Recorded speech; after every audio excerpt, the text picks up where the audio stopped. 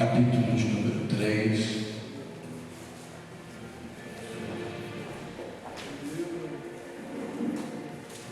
Primeiro João, baixa aqui e solta lá fora. Capítulo de número 3. Isso. Tá bom, agora você deve ouvir aqui muito pouco. Primeiro João, capítulo de número 3. Assentado mesmo como você está, porque você vai fazer uma leitura bem longa comigo. Eu quero que você, como membro da igreja, dê uma olhada aí do teu lado direito, esquerdo, vê se alguém está sem Bíblia. Se tiver, você ajuda aí, senta do lado. Olha para mim, vou botar a parede aí, mais um pouquinho de retorno aqui. Manda esse procurar lá para você, você olha para ele. Bonitão, dessa roupa só você.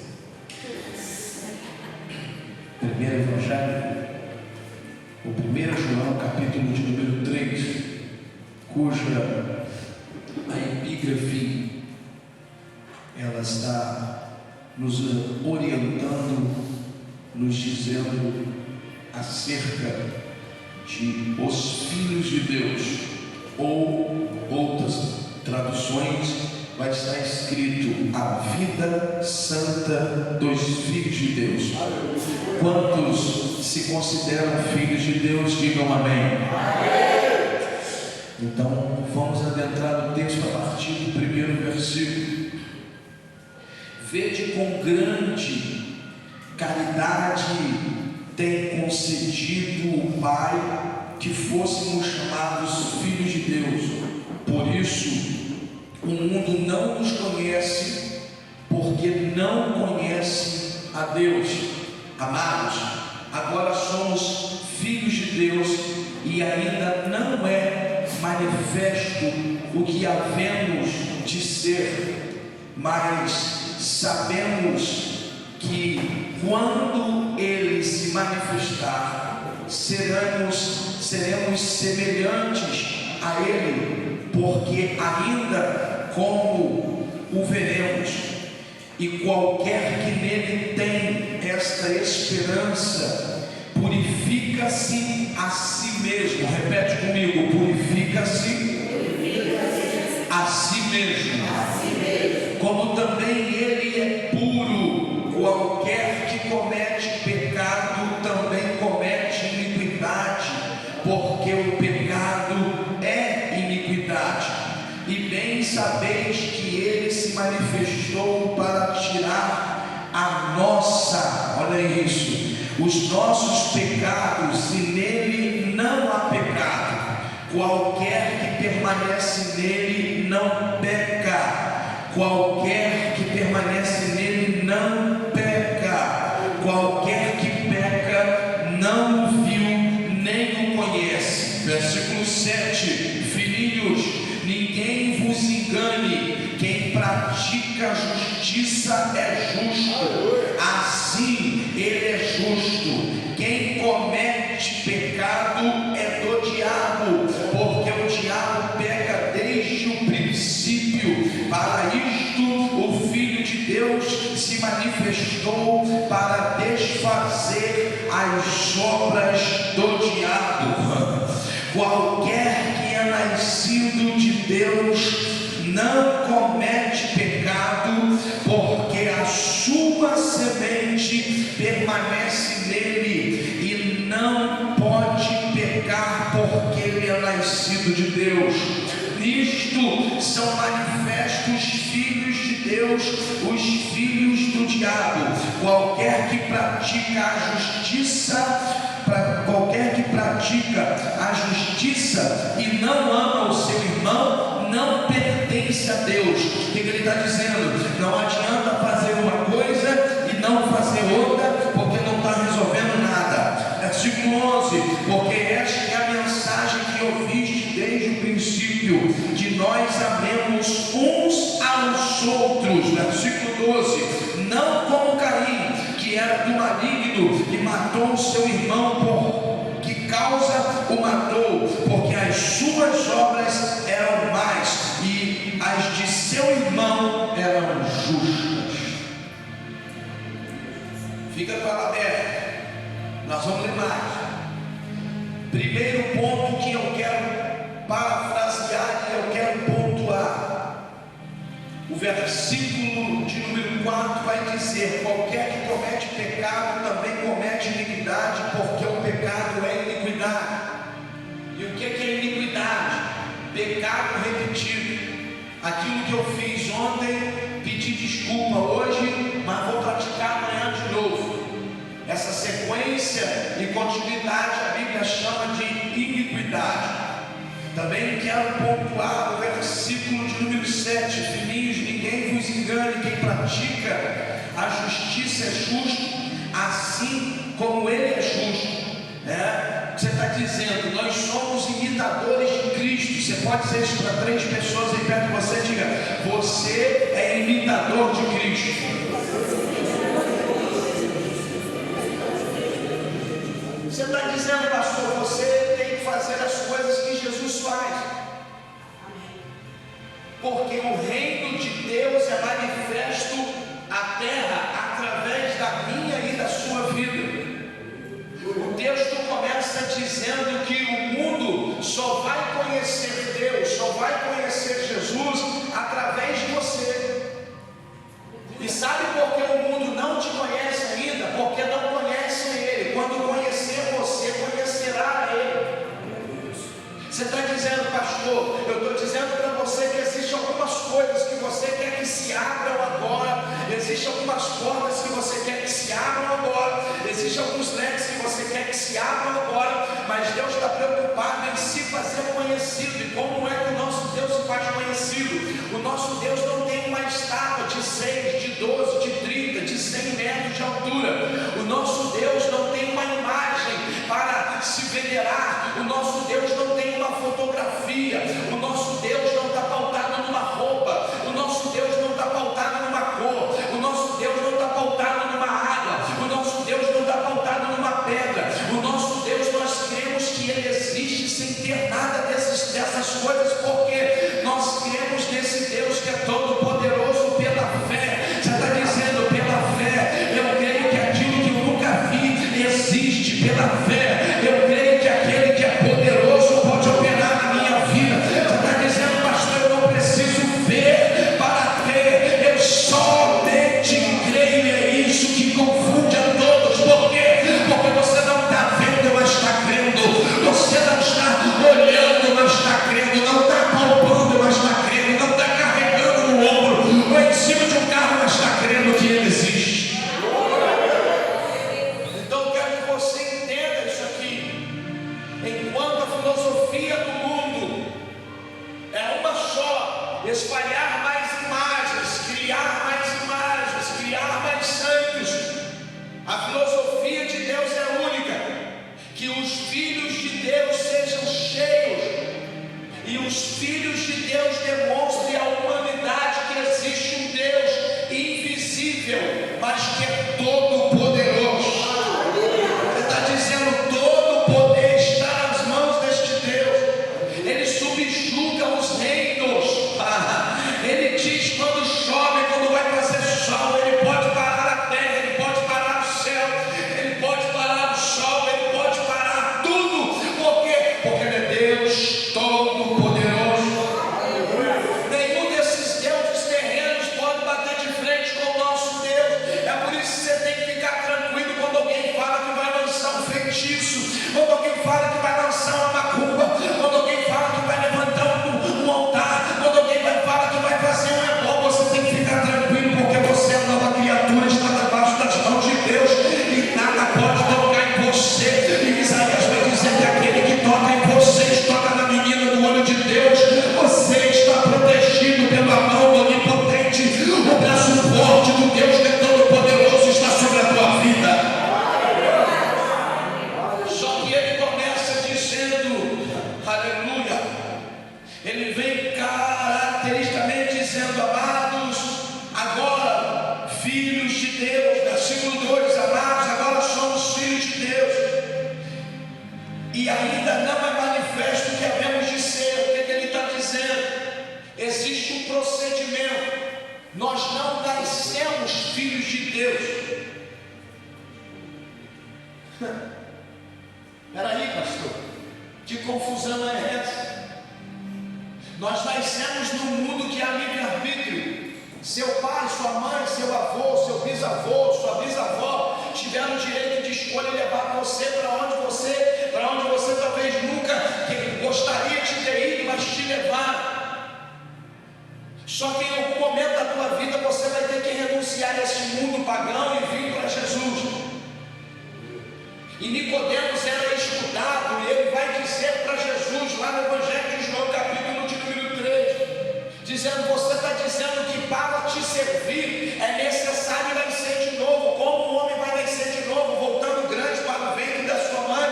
E Jesus disse: aquilo que a gente passa pela água, Nicodemos, nasce de novo. Que ele estava dizendo: se a gente lavar, se você deixar o Evangelho te lavar, se você deixar o ministério te lavar, você está dizendo, se você for batizado nas águas e confessar o Senhor Jesus Cristo, a Bíblia está dizendo, você é nova criatura e tem uma nova identidade em Cristo Jesus. Eu não tenho que ir ao cartório mudar, não. Eu não tenho que ir em alguma comarca mudar, eu não tenho que entrar na justiça para mudar de nome. Ele está dizendo, não, só passa na água que você está dizendo, seja batizado. Quando você for imergido na água e você se levantar, é nova criatura. E a Bíblia diz que João Batista estava fazendo isso na beira do Rio Jordão. João Batista tinha uma mensagem forte, ele pregava, dizendo: raça de víboras, arrependei-vos, porque é chegado o reino dos céus.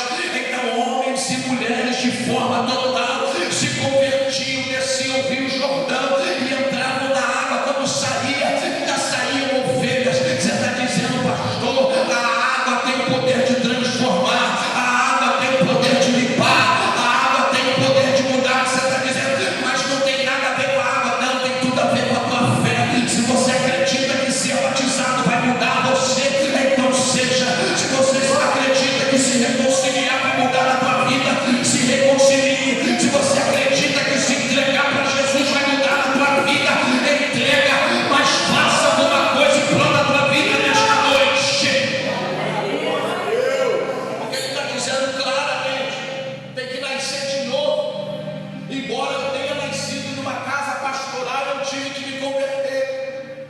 Você está dizendo, você precisa pregar isso com seus filhos. Porque às vezes você está criando eles dentro da igreja, dizendo: meu filho foi criado dentro da igreja. Foi não. Ele via, ele corria, ele via, ele brincava, ele via, se ele agrava, ele cutucava um, ele cutucava outro, brincava com os colegas. Mas ele não confessou, ele não disse: eu quero aceitar o Senhor Jesus Cristo. Existem algumas crianças aqui que me surpreendem, de vez em quando chegam para mim e dizem: pastor, eu quero ser batizado nas águas. Quando a criança fala isso, é porque ela tem um entendimento. Então você está dizendo, pastor, leva os seus filhos a ter um entendimento de se entregar a Jesus, de ser batizado, de participar da Santa Ceia, de participar das coisas de Cristo, porque é aí que ele começa a ser chamado Filho de Deus. E o pai que ama o seu filho o protege. Então pega, Deus vai proteger os seus filhos em qualquer território nacional ou internacional. Mas você precisa entender o que é ser filho de Deus. Então está dizendo claramente: mas pastor, o Senhor disse que havia de ser manifesto algo. É porque nós acreditamos em arrebatamento. O que é arrebatamento? Arrebatamento é assim: durante um período em que a gente está na terra, a gente é crente, a gente vive um período de santidade, separação, como está escrito aqui. A gente não pega, a gente não trai, a gente não mente, a gente não engana, a gente não faz falcatrua, mas a gente é ser humano. Se deslizar, a gente corre para Jeová de novo, pede perdão e Deus nos perdoa. Mas a Bíblia diz que essa igreja que congrega, vem aos cultos, que celebra, que dizima, que oferta, que canta, que ora, que carrega a Bíblia, que prega lá fora, que prega com seus status, as mídias sociais, diz que essa igreja será arrebatada no toque da trombeta. Jesus virá nas nuvens, os anjos vai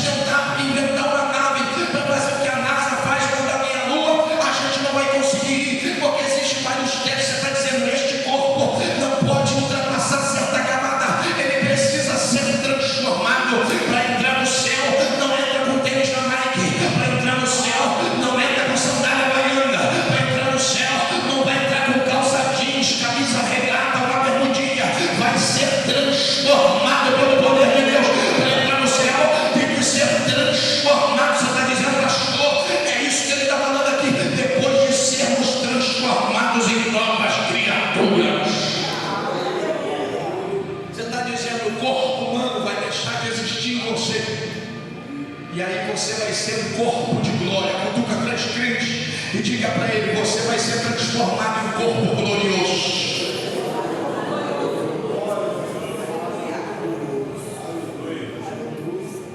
Então a Bíblia vai dizer, aleluia, no versículo 3: qualquer que nele está, espera purificar-se a si mesmo. Você está dizendo, tem gente que acha que é o pastor que os purifica. Não. Tem gente que acha que é os obreiros que os purifica. Não. Tem gente que acha que é pregador que vem de fora, cantor de fora que os purifica. Não. É você que tem que buscar purificação todo dia. É você que tem que ir diante de papai orar. É você que tem que ir diante de papai para ler Bíblia. É você que tem que fazer 2, 3 jejuns semanais, dizendo: Deus, esse jejum é para que o Senhor me limpe. Esse jejum é para que o Senhor me repare. Esse jejum, Senhor, eu faço faxina na minha casa, eu faço faxina na minha obra, eu faço faxina no meu trabalho, eu faço faxina na minha empresa, mas eu quero esse jejum, só faz uma faxina em mim. Tira tudo que não provém de ti do meu coração, Senhor. Tira da minha mente, Senhor, aquilo que eu estou vendo, aquilo que eu estou ouvindo, aquilo que eu estou tocando, o lugar que eu estou indo, com quem eu estou falando. E aí Deus vai fazendo uma separação. Deus vai separando você de outras pessoas e vai trazendo novas pessoas. Você está dizendo, não foi pessoas que se afastaram de você, foi Deus que tirou. Por que Deus tirou, pastor? Eram pessoas que iam te levar para o caminho do pecado. E Deus está dizendo, meu filho, o caminho é esse aqui, o caminho da purificação, o caminho da santificação, o caminho da santidade, o caminho do renovo para a tua vida. Nas todas eu vim para a igreja achando que quando eu entrar na igreja não dá cheio de amiguinho. Não, querido. O máximo que você vai conseguir aqui é 2 ou 3 amigos no máximo. Porque a Bíblia diz que exatamente isso, uma separação. Nem todo mundo que vive no pecado vai andar do lado de quem é santo. Por quê? Porque não consegue andar do lado do brilho do Espírito Santo. Por isso vai ter gente que vai bater de frente com você e não vai gostar de você. Vai mentir, vai enganar, vai caçoar, vai te zoar. Aí vai dizer assim: já vai lá para aquela igreja, já vai lá para aquele pastor. Aí você vai dizer: pastor, mas é crente que está fazendo isso. Não é crente não, é trevas. E a Bíblia diz que trevas não tem comunhão com a luz. Quando vê a luz se incomoda, não aguenta nem olhar no teu rosto. Pode observar, pega na mão do irmão que está do teu lado, aperta, tem que dar um glória a Deus. Vê se ele consegue dar um aleluia. Fala para ele: tem gente, fala forte, fala, tem gente que não consegue olhar no teu rosto, não consegue olhar na tua cara. Quando vê você, baixa o olho.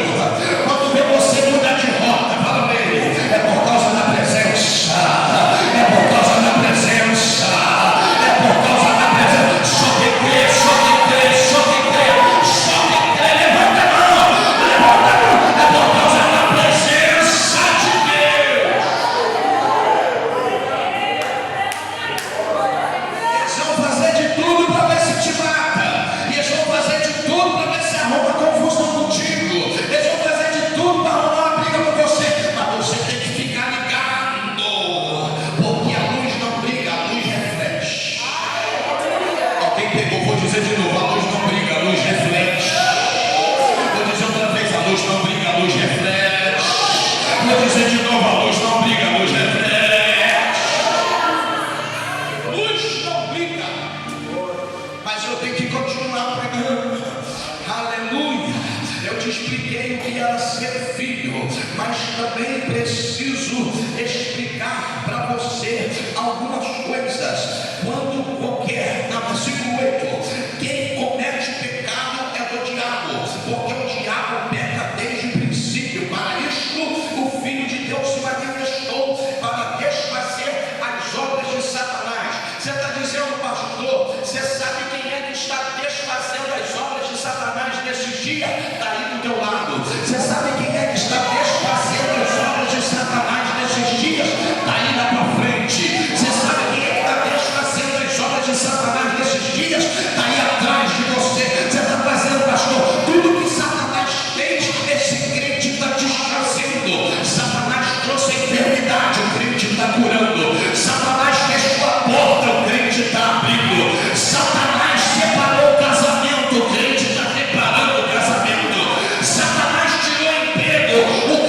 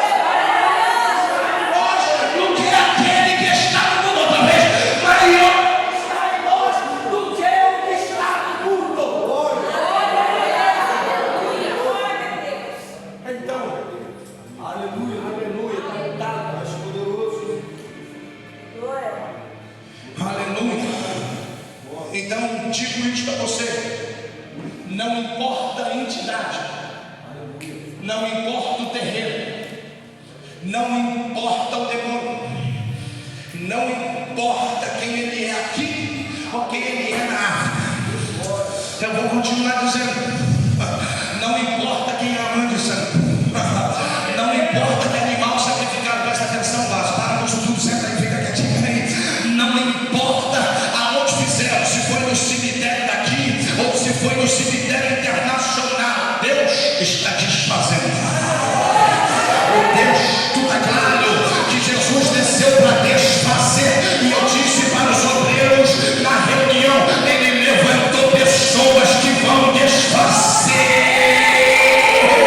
E nestes dias, quando cortes, só para tu entender o que a gente estava conversando, Deus está passando no meio da arraial e está dando espada para um, escudo para outro, lança para outro, sandália para outro, capacete para outro, e está dizendo: você profetiza, você ora, você prega, você canta, você atira a espada, porque é hora de ir para a guerra.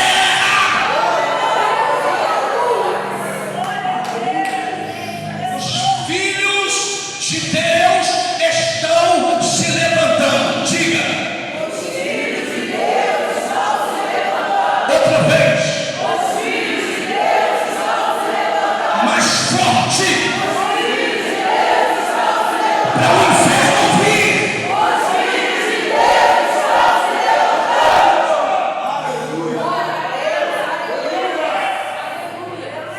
Só que você precisa entender quem são os filhos de Deus: separados, não se misturam. E é exatamente essa a diferença. Nós vivemos em um país que durante muito tempo se instalou nos mais altos comandos um modelo de governabilidade, de corrupção. Se eu quero que você faça algo para mim, eu pago você. Quando você quer de mim, você tem que me pagar. Satanás está usando esse sistema na igreja. Ele entra na igreja e converte a igreja para o seu lado. É por isso essas festas mundanas com temas bíblicos dentro da igreja. Porque o que ele faz? Ele vai unir o útil ao agradável. Segundo Apocalipse, é a colonização de Jezabel dentro da igreja. Jezabel, ela introduziu um novo altar. Jezabel introduziu uma nova liturgia de culto. Isso no tempo dos reis de Israel, quando Acabe era o monarca-chefe em questão. Ela introduziu, mas tudo isso começou em Balaão. A Bíblia diz que Balaão profetizava nas montanhas contrário ao crescimento do povo de Israel. Mas toda vez que ele abria a boca para amaldiçoar, se cumpria a palavra de Deus que escrita está: todo aquele que te abençoar será abençoado, mas até mesmo aqueles que te amaldiçoar, eu vou transformar a maldição em bênção. Ou seja, Deus perdoou o seu povo. O seu povo era imbatível, nada pegava e nada colava. Então Balaão teve uma ideia: vamos trazer mulheres para morar em Israel, colonizar junto com eles, desenvolver e crescer. Os homens começaram a se casar com mulheres que eram idólatras. A Bíblia vai dizer no Gênesis que Jacó tinha uma esposa que ele muito amava, a mãe de José e de Benjamim, que era idólatra. Roubou os santos do seu pai e carregava na sela do seu cavalo ou na sela do seu jumento. Você está dizendo: pastor, a idolatria estava lá. A Bíblia diz que Salomão, no fim dos seus dias, construiu um templo a deuses pagãos, seguindo a orientação da sua esposa. Você está dizendo: pastor, o diabo, ele está perto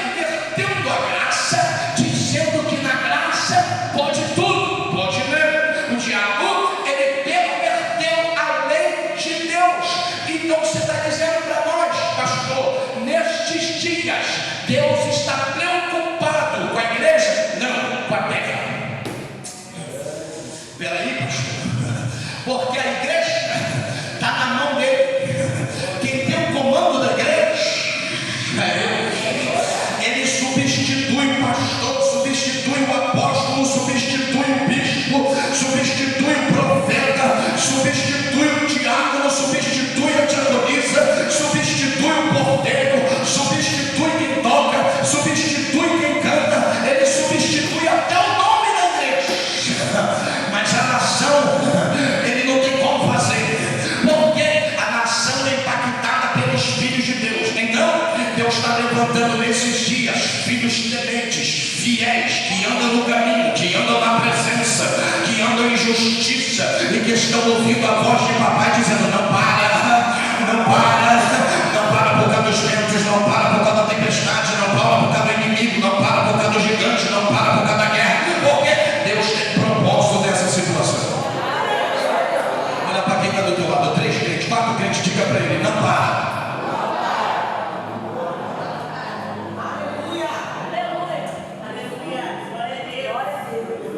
Porque você conhece muita gente que estava aqui e começou a olhar para o lado direito e o lado esquerdo e viu todo mundo recebendo milagre e glória e não entendeu porque que o dele não chegava, era um teste. E aí se desviou. Porque Deus não traz na hora que você quer, Deus traz na hora que Ele deseja. E você tem que entender os limites de Deus. O que você está dizendo, pastor? Versículo 9, está com a Bíblia aberta, diz amém. Versículo 9: qualquer que é nascido de Deus não comete pecado. Se você está com a Bíblia em folha, vira uma página e vai para o capítulo de número 5. Talvez a sua Bíblia tenha 12 folhas, mas vai para o capítulo 5, versículo número 4. Olha comigo. Versículo de número 4, no capítulo de número 5. Porque todo aquele que é nascido de Deus vence. Olha aí. Não tem derrota para quem nasceu em Deus. Não, meia dúzia de aleluia. Não tem derrota para quem nasceu em Deus. Não tem derrota para quem nasceu em Deus. Eu vou falar até aqui em cima, começar da glória também. Não tem derrota para quem nasceu em Deus. Você está dizendo, já que você nasceu em Deus, você é imbatível. Agora me ajuda, que eu quero que você aponte o dedo para 4 pessoas. Eu quero ver uma alvoroço dentro dessa igreja. Fala para ele aí, se você é nascido em Deus, você vai ter vitória. Oh, aleluia, aleluia, aleluia, aleluia, aleluia. Fala para ele: não importa o resultado atual, você vai ter vitória. Talvez a situação de momento está dizendo para você que não vai dar. Só que a Bíblia diz que nós temos que resistir. Resistir ao diabo e ele... Já que você conhece o texto, aplica na tua vida. Porque esse negócio de Deus não estou aguentando mais, não adianta você reclamar. Ele sabe até onde tu aguenta. E talvez você está reclamando no mês atual e ele ainda tem mais 6 meses de batalha, luta e guerra. Talvez você está dizendo: Deus, se não for hoje eu saio da igreja. Deus está com o braço cruzado dando atenção a outra pessoa que ele não está nem aí se você vai sair da igreja. Porque ele ainda tem tempo para trabalhar e ele não vai parar de trabalhar porque você está batendo o pezinho no chão. Deus não é assim. Ele te ama. Deus te ama. Mas Deus não atende as suas pirracinhas. Pirraça com Deus não funciona. Nunca funcionou. Não conheço um versículo, um capítulo, um livro, uma carta ou um salmo que está dizendo que alguém fez pirraça com Deus e funcionou. Não funciona. Pirraça não funciona. Rolar no chão não funciona. Pular da ponte não funciona. Botar a arma na cabeça e dizer que vai se matar não funciona. Pegar um vidro de remédio e tomar não funciona. Por quê? Porque Deus tem tempo de trabalho que ele exige respeito e fé. Então vou dizer, aleluia, todo aquele que é nascido de Deus vence o mundo. E essa, aleluia, oh meu Pai, e essa, aleluia, é a vitória que vence o mundo. O que é que vence o mundo? A nossa fé. Então me ajude e diga para 3 crentes: o que vai fazer você vencer é a tua fé.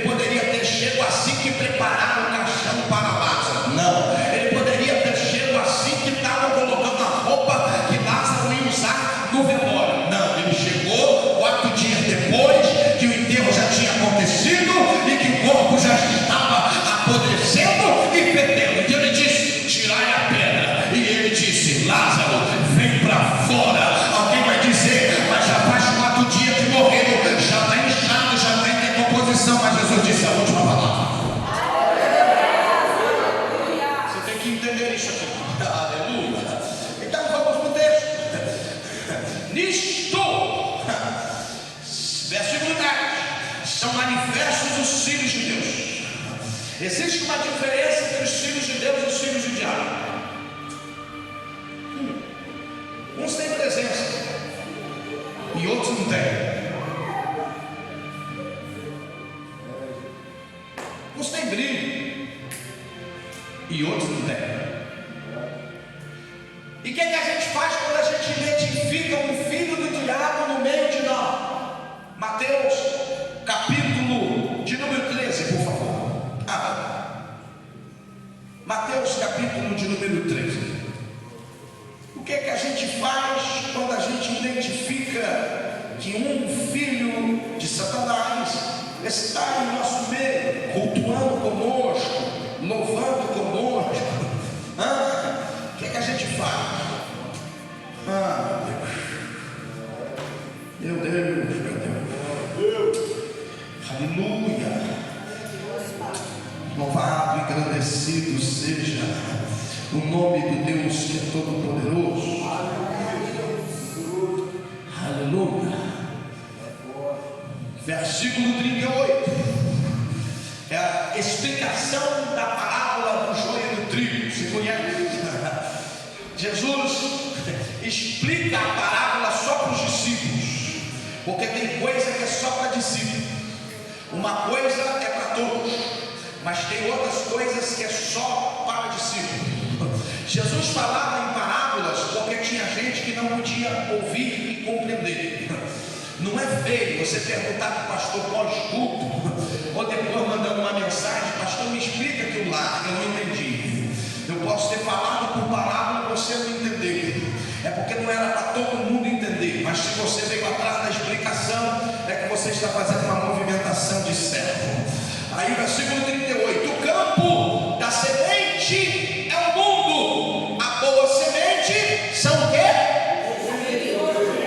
Os filhos, repete comigo, os filhos do reino. Parece que esse lado aqui está mais forte, esse lado não comeu nada hoje. Vamos de novo, outra vez.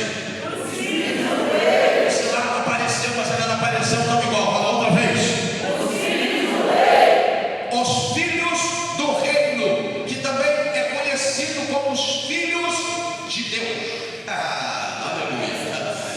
Pega a visão.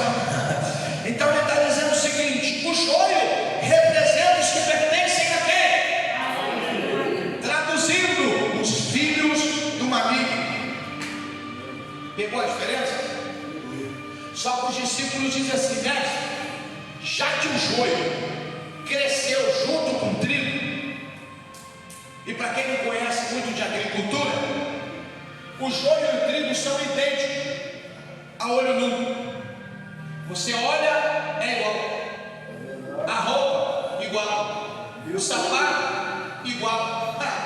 A calça, a saia, a blusa, igual. E a Bíblia, igual. E o louvor, igual. E a mensagem, igual. E as postagens, igual. E os glória, igual. E os aleluia, igual. Dizimista, é claro. Ofertante, e não. Participa, e muito. Mas a Bíblia diz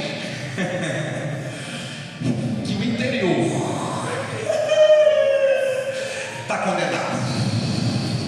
Você está dizendo, pastor, o interior do trigo tem sementes, mas o interior do joio é vazio. Não, você não está prestando atenção, você está preocupado com alguma coisa aí. O interior do trigo tem probabilidade de nova plantação, nova safra, nova colheita.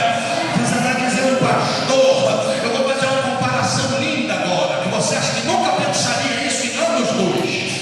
O trigo é comparado ao filho de Ana. Tem nome, tem sobrenome, tem patente e vai deixar legado.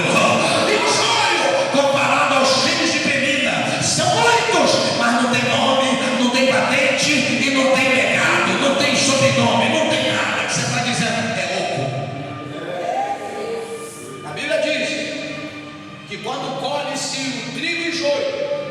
Você coloca a mão na mesa, você olha igual. A diferença é que quando você pega o trigo e esfrega, o que eu disse?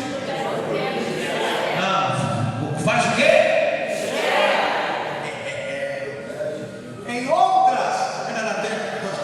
Em outras situações, quando você não tem um jumento que vai passar com uma roda pesada em cima do trigo que está no chão, que é o que Gideão estava fazendo, malhando trigo no lagar. Como? Você não estuda esse texto e não entende. Não tem espaço para passar com a roda, nem com o animal. Então Gideão vai usar um artifício, amarra o trigo em feixe e começa a bater no chão. Por que, pastor?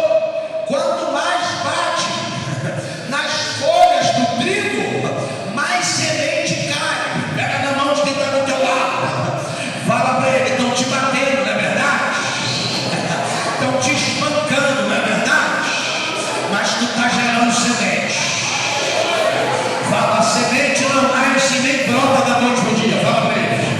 Fala: daqui a alguns meses vão ver crescer, vão ver florescer, e o Senhor da colheita vai passar. O resultado do crente, Rafael, não é de hoje para amanhã. O resultado do crente é: a palavra é recebida hoje, mas a colheita é futura. Nós precisamos entender isso. E o joio? Quando esfrega, tem nada. E quando bate, joio não aguenta pancada. Joio não aguenta uma pancada. É por isso que o pastor falou assim, puxou assim, repreendeu daqui de cima, não volto mais. Joio. Afastou do grupo de obreiro, não volto mais. Afastou do ministério de louvor, não volto mais. Arrancou da escala, não volto mais. Por quê? É joio. Você entendeu? Entendeu? O trigo é consciente. Tem gente aqui e quando acabar esse culto vai me chamar no canto e dizer: pastor, pode bater, porque eu quero gerar semente. Está dizendo: o trigo que fica plantado e não apanha não gera. Mas vamos que eu tenho que correr nessa palavra. Abra a tua Bíblia no Evangelho de João, capítulo de número 4. Não, Evangelho de João, capítulo 8. Evangelho segundo escreveu João, capítulo de número 8. Eu disse isso aí bastante. Aleluia, Deus. Aleluia. Capítulo de número 8.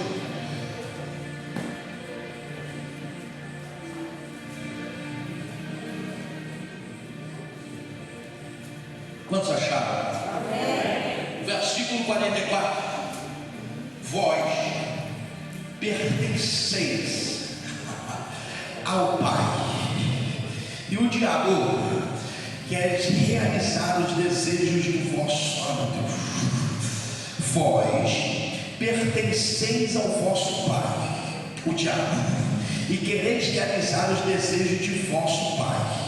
Ele foi assassino desde o princípio e jamais se apoiou na verdade, porque não existe verdade alguma nele. Quando ele profere uma mentira, está falando dele próprio, pois o mentiroso é o pai da mentira. Está indo aí? Então olha para mim. Quando você vê alguém mentiroso, filho de Satanás, não minta nunca. Pastor, mas eu vacilei. É melhor você, lembra do joio? Ser repreendido, porque esqueceu, porque perdeu, porque não tem dinheiro, porque não tem valor, do que montar uma mentira. Quando você monta uma mentira, é como se você fosse no cartório e dissesse: eu quero mudar o nome do meu pai. E não adianta você dizer que isso é uma coisa fantasiosa da Bíblia, porque é inegável. O que eu disse? O mundo espiritual é inegável. Existem os filhos de Deus e os filhos das trevas. Os que estão vivendo na terra são conhecidos como filhos de Deus, os que andam em Deus. Os que estão vivendo na terra em toda a cortina de pecado são conhecidos como filhos do diabo. E os que morreram em Cristo estão no paraíso, porque Deus tem um lugar para eles. E os que morreram sem Cristo estão no chamado Sheol. Não é o inferno, é um lugar que está aqui em cima, tenebroso, onde a Bíblia aqui diz que lá há choro e ranger de dentes. Você está dizendo, pastor, desde que o mundo é mundo só existe dois lados, só existe duas portas, só existe luz ou trevas, só existe Deus ou outro lado. Você está dizendo para nós, pastor, o lado de Deus diz que tudo o que fazemos tem que ser pela fé. Adorar é pela fé, cantar é pela fé, orar é pela fé, cultuar é pela fé, revelação vinda da parte de Deus pela fé, profecia se recebe pela fé, palavra pregada pela fé, e o movimento pela fé, culto terça, quarta, sexta e domingo pela fé, obreiros que tem que se movimentar em reuniões, às vezes é glória, às vezes é puxão de orelha, às vezes é palavra pela fé. Mas o outro lado diz que para ter resultado tem que se curvar diante de uma imagem que se cair quebra. O outro lado diz que para ter resultado tem que cultuar uma imagem que tem olhos, mas não consegue ver onde você está, tem ouvidos, mas não consegue te ouvir, tem boca, mas não consegue te responder, tem braço, mas não consegue te tocar. Você quer fazer uma pergunta para Deus ou quer fazer uma declaração dizendo: Deus, me dá um abraço? Deus vai usar um irmão, uma irmã que vai se levantar e vai dizer: Deus mandou te dar um abraço.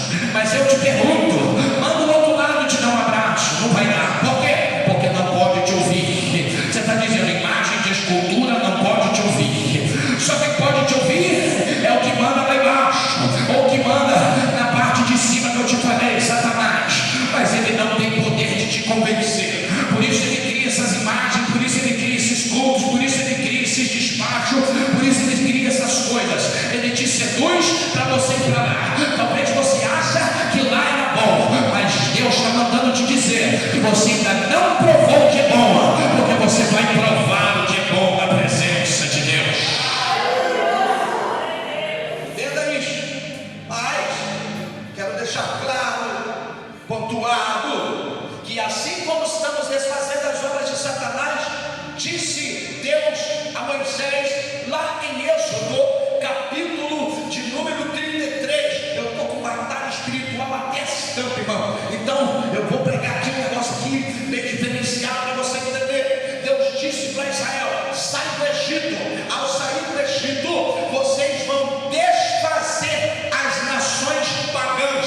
Olha para quem está do teu lado e diga: a promessa de Deus sobre a nação de Israel era que Israel se levantasse para desfazer as nações pagãs, as nações ímpias, as nações que não serviam a Deus. Você está dizendo, Deus levou Israel para o deserto para Israel cultivar um tempo e um período de obediência. Israel, quando batesse de frente com outras nações, as nações iam dizer: aqui nós temos um Deus que é o Deus da terra. Então Deus ia travar a chuva, Deus ia travar até a lua. Não sei se você sabe, mas a lua influencia no crescimento de plantação. Deus ia trazer a seca, a mortandade de animais, para dizer para eles: o Deus de vocês não tem poder. E Elias faz isso, 3 anos e meio sem chuva, Elias vai ao culto no Carmelo e diz aos profetas de Baal, porque Baal era o deus da chuva, e a sua esposa, que representava uma árvore, Azera, era a deusa da plantação, do cultivo, da fertilidade. Então entenda, quando Gideão vai matar o touro ou o boi que o seu pai estava cevando, Deus diz para Gideão: eu quero que você mate o animal que está separado para o sacrifício e derrube a árvore que está em pé, porque o animal representava para Baal e a árvore representava a deusa mulher de Baal na mitologia. Então Elias, no Monte Carmelo, diz a Bíblia que vai enfrentar os profetas de Baal e os profetas de Azera. Em que condições? Durante 3 anos e meio, Israel não viu chuva. Quem reinava naquela época? Acabe, rei, e Jezabel. Quem trouxe esse tipo de culto naquele momento para Israel? Jezabel. O que Elias fez quando ele viu que a nação de Israel estava se desviando? Levantou a mão para o céu e disse: em meu nome não choverá sobre esta terra durante 3 anos e meio. Então diz a Bíblia que Deus cerrou os céus, a terra começou a secar, começou-se a não dar mais plantações. O produto mais valioso em Israel nesse período era a água. Entenda, quando Elias vai participar do culto, ele senta dizendo: clamem ao vosso Deus, e o Deus que responder com fogo do céu, repete comigo: fogo do céu, um pouco mais forte, será o verdadeiro Deus. Agora, por que Elias fala fogo do céu? Porque a terra está no maligno, e o inimigo das nossas almas pode fazer vir fogo daqui, mas não pode fazer vir fogo de lá. Por que, pastor? Porque a terra está na mão do inimigo. Aqui ele pode operar, mas lá pode não.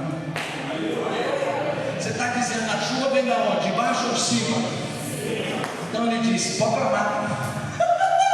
Por quê? Porque não dá para vir, quem controla não vai liberar.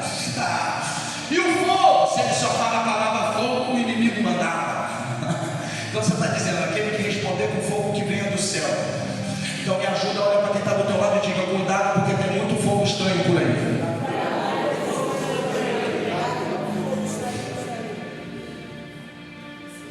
E muito. Um pessoal que de repente aparece, olha você assim. Você é crente, né? Sou. Nada Betel, sou. Deus manda te dizer: não. É chegado o tempo de tu sair daquele lugar.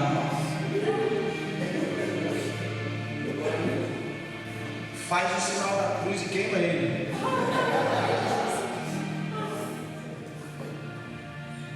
Tem? Você está pensando que não tem? Tem. É gente que te vê nas mídias sociais. É o diabo que sabe que você ajuda interna e externamente, e ele quer tirar você da igreja. E para tirar você da igreja, ele vai trazer esses enviados do campo. E você vai checar as mídias sociais desses enviados. Você vai lá olhar, vamos ver se tem credibilidade, cheio de revelação, cheio. E você cai. Deus disse para o profeta novo: vá, entrega a mensagem, não entra na casa de ninguém e volte, porque ninguém lá é digno de te receber. Falou para o profeta novo. O profeta novo vai, primeira missão em nome do reino, entrega, mas no meio do caminho alguém convida: vamos lá na minha casa. Ele disse: não, Deus falou que não. Aí, já que ninguém não conseguiu convencer ele à casa do profeta velho, o próprio profeta velho foi até ele: rapaz, eu sou do mesmo pagado que tu. Esses dias passou aí, o olho virado, a cara estranha, disse: é paz. Eu não estava muito provocante no dia, senão eu ia perguntar: a paz de quem? Você tem que ficar ligado. É nessa que você cai, às vezes você está querendo tanto uma palavra da parte de Deus, o diabo envia os dele. Ele libera uma palavra, você monta projetos, sonhos, empresas em cima de uma palavra que não saiu da parte de Deus. E ele fala lá em Jeremias, Isaías, Ezequiel: eu punirei os profetas. E desculpa a expressão que eu vou dizer agora, nós estamos vendo muitas mulheres cheias de Deus, mas também tem muitas mulheres cheias do demônio. E Deus tem uma profecia lá para essas mulheres. Ele chama elas de profetisas. Ai das profetisas que profetizaram o que eu não mandei, que revelaram o que eu não disse. Só que qual o problema? Se Deus vai corrigi-las, pastor, o problema é que você pode montar toda uma estratégia ou um projeto em cima daquilo que alguém te entregou.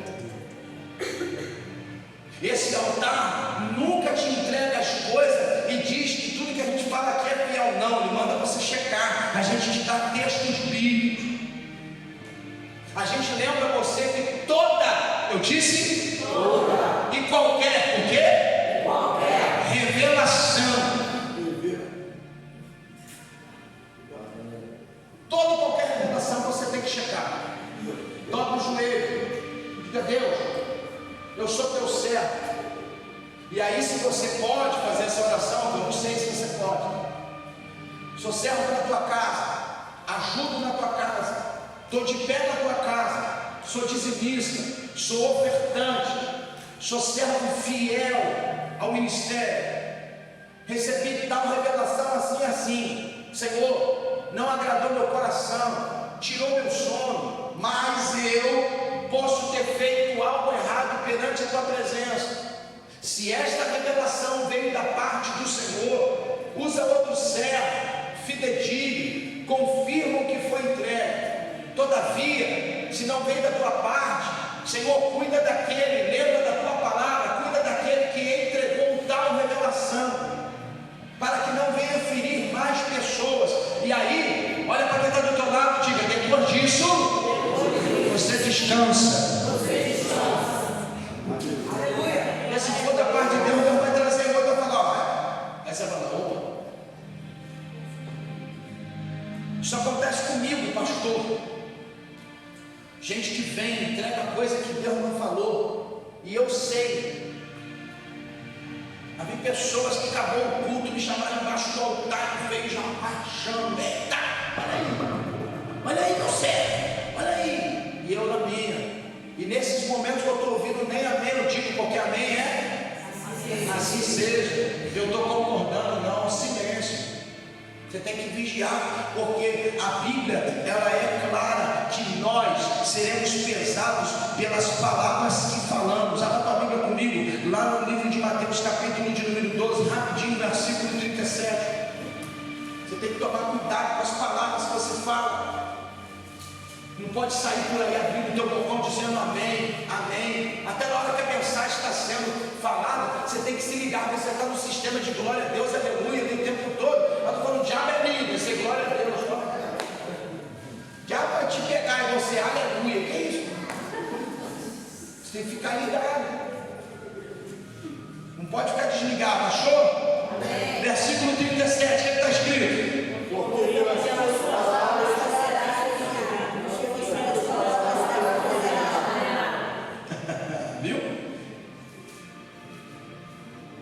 Pelas tuas palavras seremos justificados, e pelas nossas palavras seremos condenados. Você pode estar dizendo amém, nem amém, acabou de entregar, já na hora do teu coração, a Bíblia diz que o Espírito testifica. Não testificou o Senhor, faz assim, ó, valeu. Aí se a pessoa pegar no teu braço, eu estou vendo que você não crê, eu falei, a revelação está entregue, você quer mais o quê? Seja grosso. A revelação está entregue, você quer mais o quê? Não, dá um amém, filho. Não é assim não, eu vou orar. Meu pastor me ensinou que não é assim não. Mas seu pastor está errado. Eu falei, olha, eu vou seguir o que ele falou. Entendeu? Então orientar. Às vezes deu uma bênção apostólica, você já sai daí, já vem aqui no altar, no meio do culto, está vendo aí congresso de mulher. Tem umas desencapadas aí que estão só se preparando para vir. Umas desencapadas. Só vir, elas vão vir cheio, são não de Deus. Eu vou botar a mão no coração de vocês. E aí, filho, papai me ensinou, na escola de pastor, não, na escola de diácono, um olho no padre e outro na missa. Você vai de fechar o olho, nada, é um no céu e outro na terra. Oh Deus, isso aí é a resposta que eu precisava, amém. Não, Deus, isso aí não é não. Você fica ligado. Estão fazendo isso em tudo quanto é lugar, mercado, salão de beleza, fila de lotérica. Porque é Satanás enviando os emissários para te tirar, porque ele não quer que você seja, e não quer que você trabalhe desfazendo as obras do inimigo. Por isso ele quer tirar você de dentro de uma igreja séria e levar você para uma igreja que não é séria, ou te jogar no mundo. O intuito dele é um só: ou ele te leva para outro lugar que você fica lá e nada acontece, que o bicho não pega, a palavra não rupia. A palavra tem que rupiar, irmão. Mas você de vez em quando recebe poder, recebe fogo, recebe bênção, recebe chave, mas tem hora que é pum, na moleira, toma. Você tem que entender isso. Por que isso, pastor? Que ele fala para Israel que quer que Israel desfaça as nações. Como? Israel seria um exemplo. Como? Não usando as roupas, não dançando as músicas, não cantando suas músicas, não usando os seus palavreados, não fazendo os seus próprios cultos. Pastor, mas é a empresa que eu trabalho, ela faz uma festa junina todo ano e eu tenho que ir, senão eu vou ficar mal. Vá, querido, só não bote o chapéu, só não bote a camisa, não bote características. Lembre-se, Jesus foi no casamento do Caná, ainda levou o vinho, participou da festa e não se corrompeu. Pelo contrário, chamou a atenção. O milagre que ele operou na festa. Você não é impedido de ir em devidos lugares. Você só tem que ter um critério para as pessoas olharem e falar: aquele lá é crente, porque está todo mundo bebendo, ele não está bebendo, está todo mundo dançando, ele não está dançando.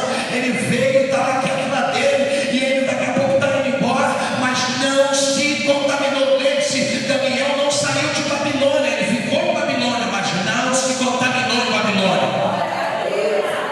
Existem momentos que a gente tem que não pulir em Babilônia.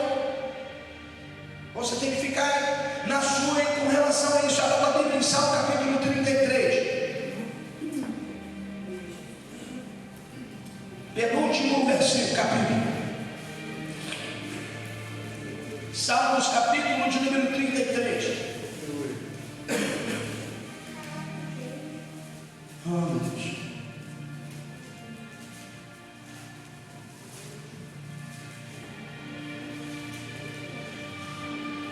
Versículo de número 10. Acompanha comigo. O Senhor desfaz os planos das e frustra os seus e frustra os intentos do povo, mas os planos do Senhor, pega isso, permanecem para sempre, e os projetos do seu coração